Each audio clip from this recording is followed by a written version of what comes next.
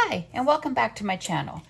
Today, I'm going to make some chocolate chip cookies with a chocolate edge, and these are going to be low carb and low sugar. I will post the recipe at the end for it, and this is going to be a half a batch. I'm not making a full batch, but you could easily double this recipe to make more cookies and go from there. So the first thing we're going to do is we're going to heat our oven to 350. The reason I'm going to heat it to 350, but once we start baking the cookies, it will need to go up to 375. So I'm going to heat up some nuts. And we're going to be using some pecans. You have a choice of walnuts, pecans, or your nut of choice. But I'm going to toast my nuts. So these, I have all my stuff in mason jars. I'm going to heat up a quarter of a cup of chopped pecans. So as you can see, I'm going to get my quarter of a cup. And these are pretty much chopped up pieces. So that's my quarter of a cup. And I'm going to put them onto a cookie sheet lined with parchment paper so that way they don't stick. So that's what I'm first going to start with. So as you can see, I've got them on here, and I'm just going to kind of scatter them out. If you have big pieces like this, you can just go ahead and break them up, chop them up so they're a little bit smaller on there. As you can see how I'm just breaking some of them up to make a, so they're not such big chunks inside your cookies. Or you could use a chopper, a knife, whatever you're comfortable using, but these break pretty easy, so while I'm getting everything else ready, I'm going to go ahead and put these in the oven, and they are supposed to cook about 5 to 10 minutes. So once you start smelling the nuts, that means they're done. So if it's not 10 minutes, then don't worry. Just go ahead and pull them out, even if it hasn't been that time. So those are going in the oven. I'm going to set a timer.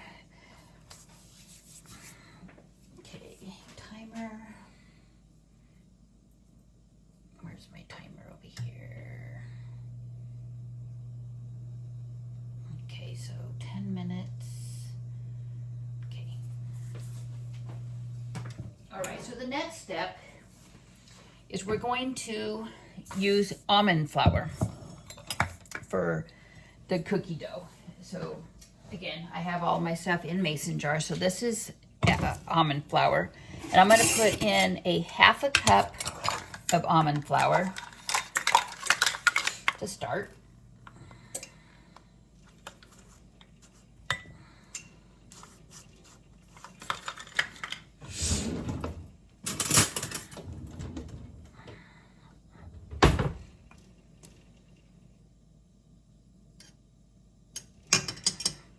So it's my half a cup of almond flour.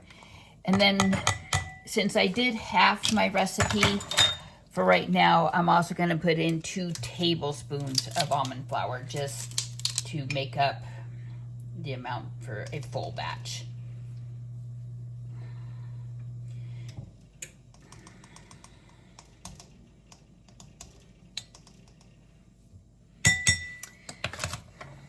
And then the next thing I'm going to put in is baking soda.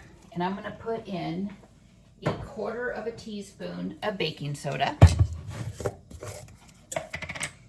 And you will be needing butter for this recipe, so make sure you do have it at room temperature, and as well as an egg at room temperature for the recipe. So I'm going to put in a quarter of a teaspoon of baking soda.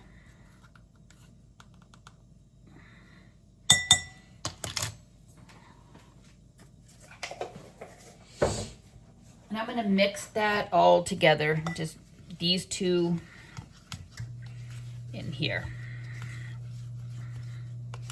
Just mix up the baking soda and the almond flour in a bowl. So it should look like that. You shouldn't see, any chunks or anything on there.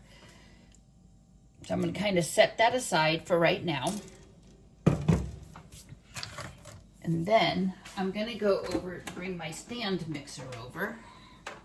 because I'm going to make the dough inside the stand mixer.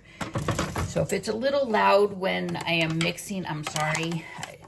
You know how loud stand mixers can be. So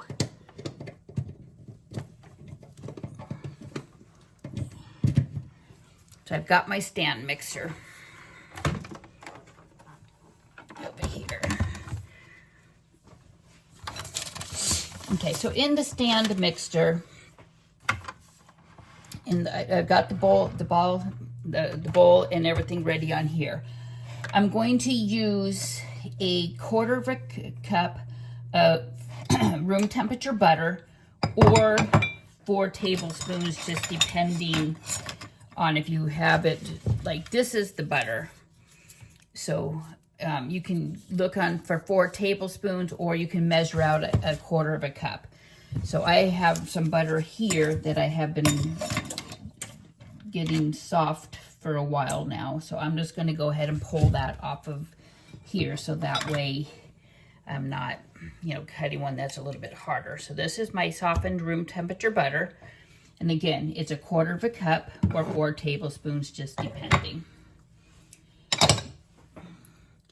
And then I'm going to set that over there. Hope it doesn't fall. It probably will.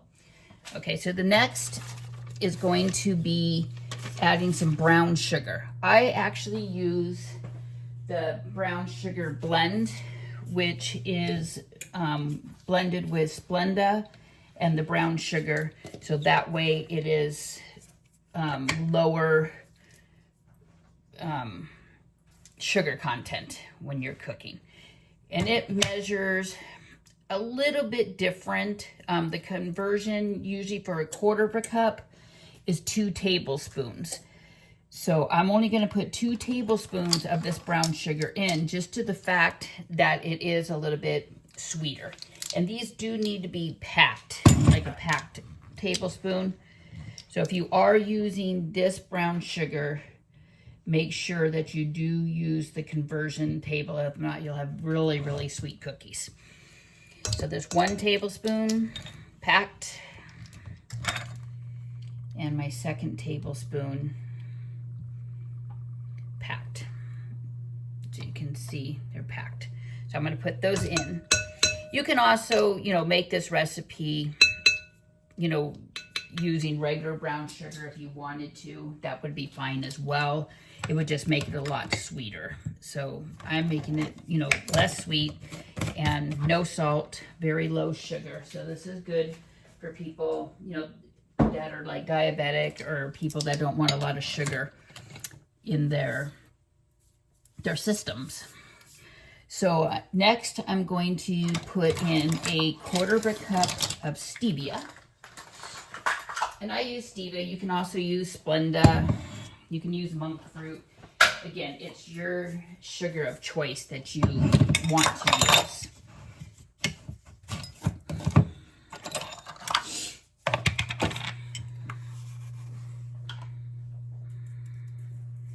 So there's my quarter of a cup of stevia.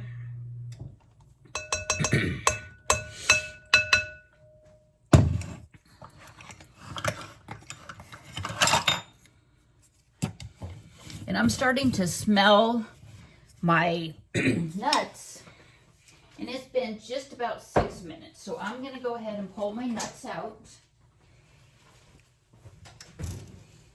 so they can cool, because you don't want the nuts to burn.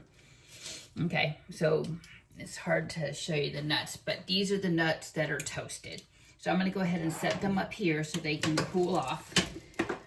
And then I'm going to set the oven now to 375 so I can bake the cookies.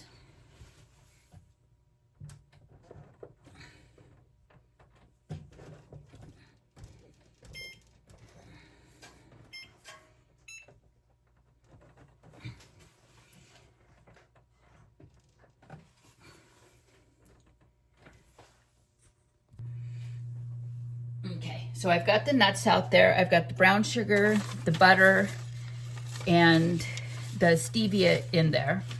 And I'm going to blend this and mix it together for about 2 to 3 minutes just to get the butter and the stevia mixed. Now, just from experience, since the stevia is a little bit lighter in general when you're baking with, I kind of mix it up a little bit before I turn the blender or the mixer on, due to the fact that the stevia will fly out of the container, make a really big mess. So I'm gonna start it off, and I'm gonna put it on, like on mine, I'm gonna put it on like 1 or 2 to start, just to kind of get it so it starts to mix up. And you want it so it's creamy.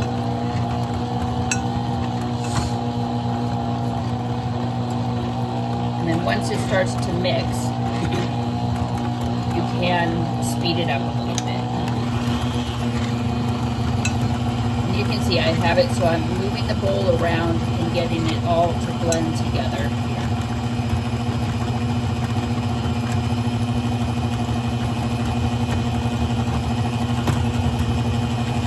You want it mixed, you know, you're gonna have a little bit of chunks to start out until you get it really mixed. And then the next step is that you're going to beat in 1 egg. So I'm going to kind of pause that for a second there, and I'm going to put in my 1 egg, and it's been at room temperature as well. I'm going to put in 1 egg.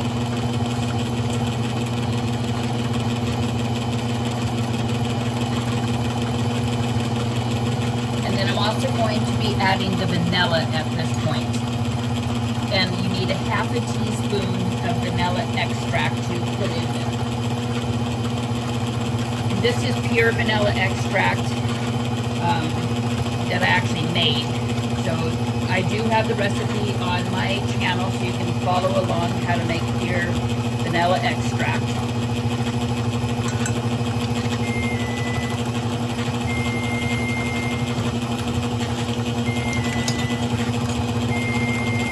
See, it's starting to get more mushy as we go, more blended.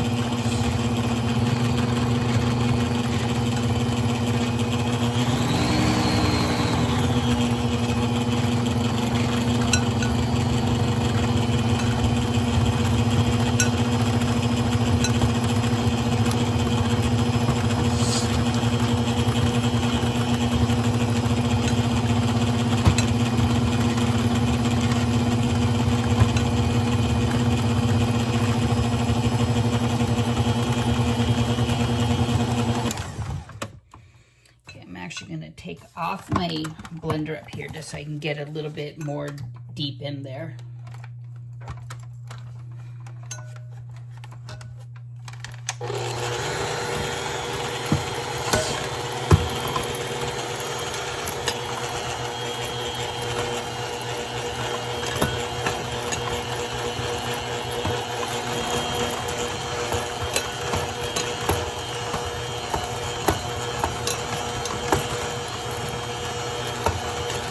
Sorry if this video is going to be a little bit loud, or a little bit longer than usual, but this is a process to, you know, to get everything all mixed in there.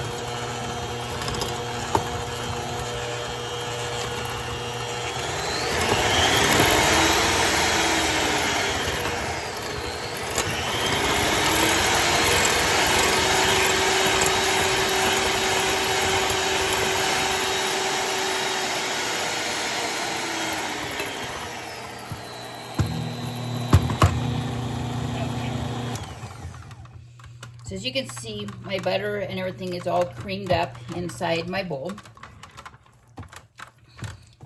So the next step now is to add the flour mixture that you made earlier on in this recipe. Just make sure I get all the butter and stuff off.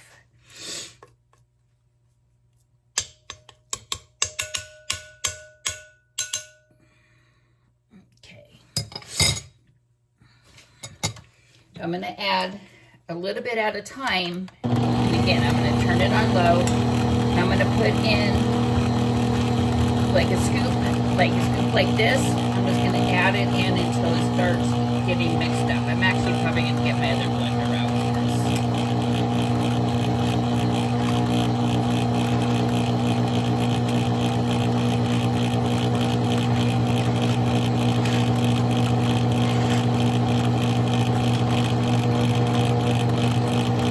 All of that mixture is in. So the dough, as you can see, is a little thick.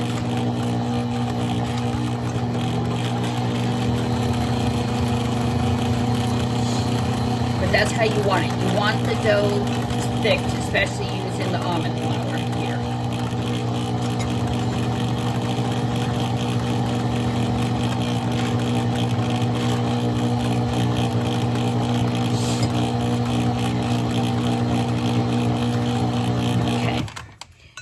So the next step is I'm going to put in the chocolate chips, and those I'm going to stir in.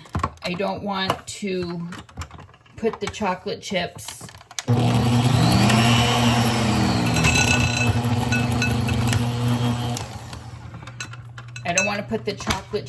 in and blend it like I just did. So I'm going to put the chocolate chips in by hand.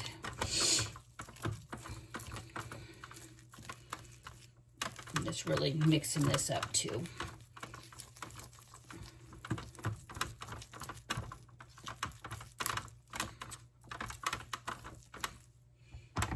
Make sure I get all of the dough off the blenders as well. Like I said, this is a small version of the recipe. So like I said, you can double it. I'm only putting the small recipe on just so, because a lot of people sometimes don't want a lot of cookies. So I've just decided to make a small batch. So I'm gonna stir in half of the chocolate chips. So they're asking for 6 ounces of chocolate chips. So that's about 3/4 of a cup. So I'm only gonna put in half of that right now to start. So I'm gonna put in a half of chocolate chips. And these are 0 sugar chocolate chips. Or you can also get the low sugar chips, just depending on what your store has.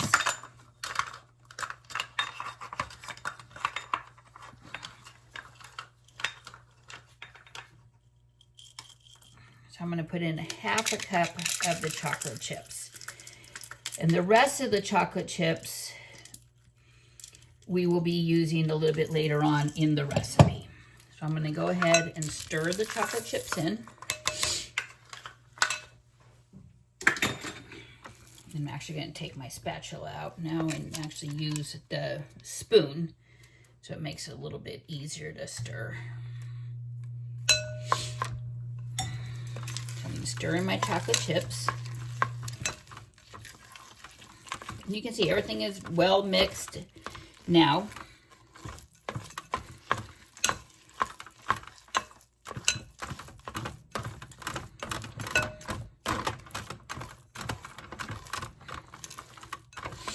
Okay, and then the next step is to add your nuts. So remember the nuts that we cooked? They're cooled off now. So I'm going to take those nuts and I'm going to stir the nuts into the chocolate chips, the cookie dough as well.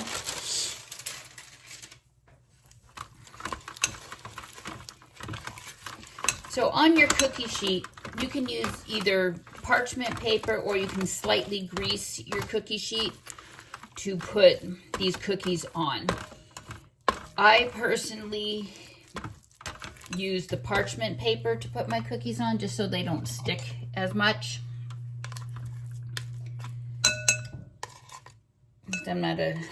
I don't use a lot of grease, so. Okay, so there's that. So I have my parchment paper that I use for the nuts.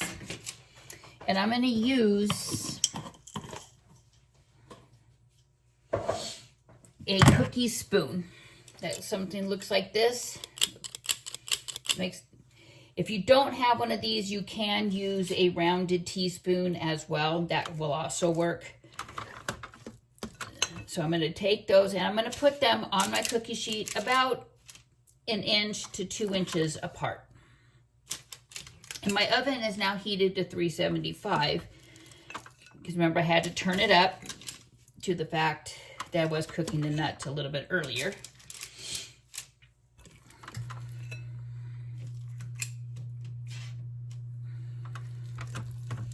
And again, you want the cookies to have room to expand. So just make sure you do have them a way, you know, room for them to expand on your cookie sheet.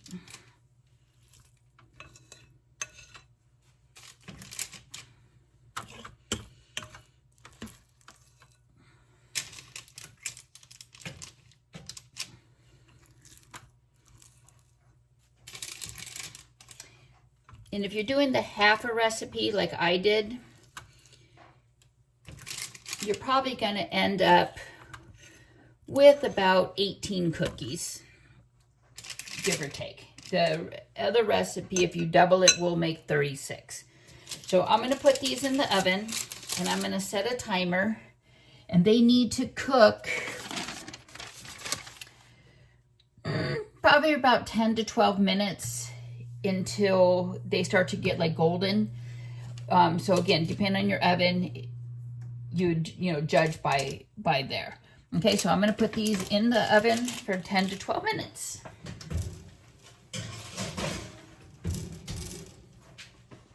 Okay, it's been just about 10 minutes since I put the cookies in, so we're going to go ahead and check them. Let's pull them out. And as you can see, I'm going to kind of turn the camera here a little bit. You can see how golden brown the cookies are. So I took those out of the oven. And then next, I'm going to let them cool on the cookie sheet for 2 minutes. That way they get time to set and that the chocolate chips will melt a little bit in I guess you can call resting. Some people call it like that. So I'm going to let those rest for 2 minutes. So the cookies have been sitting about 2 minutes. So I'm going to take them off of the cookie sheet and I'm going to put them on a wire rack to finish cooling. They do need to cool completely before you add the chocolate around the edge. Okay, so again, I'm taking them off and I'm putting them on a wire rack to cool. I'm actually going to have to move my wire rack because my oven is still on and I don't want them to melt. So I have the cookies off on the counter over here on a wire rack so they are cooling off. So like I said, this recipe makes about 18 cookies. That was already 12. So I'm going to make the next little batch while those are started. And depending on how much you put in, you know, your dough, you know, it can be 18, it can be 15. This one's actually going to make 15, but I did make them a little bit bigger this time too. So I'm making 15 total. So I'm going to put this last batch in the oven and we will continue here in a second. Okay, so the last part of the cookies that we're making, we are going to melt the chocolate chips to put on the edges of the chocolate chips. And remember, earlier on in the video, we talked about I only used 4 ounces of the chocolate chips, so I'm actually using the last 2 ounces of the chocolate chips, which is basically 1/4 cup. That was a lot of chocolate chips that fell out there. So I'm going to put those into the bowl, and I'm going to melt these in the microwave. It is a little bit easier than trying to do it over a double boiler, but if you don't have a microwave, you still can melt the chocolate chips in a double boiler. So I'm going to go ahead and put these in the microwave. I'm going to put them in for probably like a minute or 2 tops. It just depends on the thing. You also want to make sure that your microwave is working at half of the power, so that way you don't melt the chocolate too much and it ends up burning it. So I did put those in. So I'm going to go ahead and set my microwave. I'm going to start it for 15 seconds at half power as well, so that way I can check them and make sure that I'm not using a lot of power on there. So I'm going to start with 10 seconds at half power on my microwave. And then I'm going to stir them. Then I'm going to put them in again, you know, so like a minute tops. You don't want them to splatter around or anything like that. So I'm just going to stir them up. This time I'm going to put them on for 30 seconds. So far we're at 40 seconds that on half power to get my chocolate chips melting. And as you can see, I have over here the cookies ready to add the chocolate chips to the sides. I did put them on a piece of wax paper. You could also use parchment paper. It just depends, you know, what you have above. But the chocolate will drip off, so if you don't want it to get on a surface that you're using, make sure that you put it so it doesn't drip on anything. So as you can see, the chocolate is starting to melt. And like I said, I'm doing it in small increments because you don't want the chocolate to burn or get scalded. So that was 40 seconds so far. So I'm going to put it on this time for another 20 seconds. And again, I'm using half power on my microwave, so that way I'm making sure that everything, you know, isn't going too fast and burning. And I'm sorry that this video might be a little bit longer than my other ones, but I just thought it's really neat, especially with all the holidays coming around, to make some different types of recipes of. So you can see now that it's starting to melt a lot. So we're at almost a minute right now. And with me stirring this, it's actually pretty melted. So just about a minute to melt the chocolate for the cookies. On there. And I'm using a little ramekin. I mean, you can use any type of bowl that you want. I'm going to let it sit just for a couple seconds so that it, you know, make sure everything is melted. So the next step is you're going to take the cookies that you made and you're going to take them and you're just going to dip them in the chocolate like so. I'm going to kind of move it a little bit more so you can see. And then that way it's just going to go around the whole edge of the cookie. And then you have your chocolate dipped cookie. So I'm going to set it back onto the drying rack and then again dip the next cookie. And you want to cook the chocolate just around the edges of your cookie.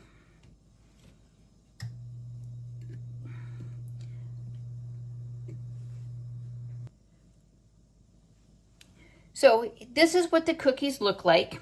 And again, you've got to let the chocolate now secure on there so that way it, you know, cools. And make sure that you let the chocolate really adhesive to the cookies so that way it doesn't, you know, come off a lot in your hands.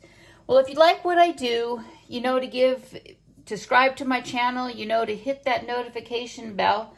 So when I do make some more interesting low carb, low sugar cookies, you can get some ideas how to make some stuff for the holidays coming up. Well, thanks for watching and have a great day.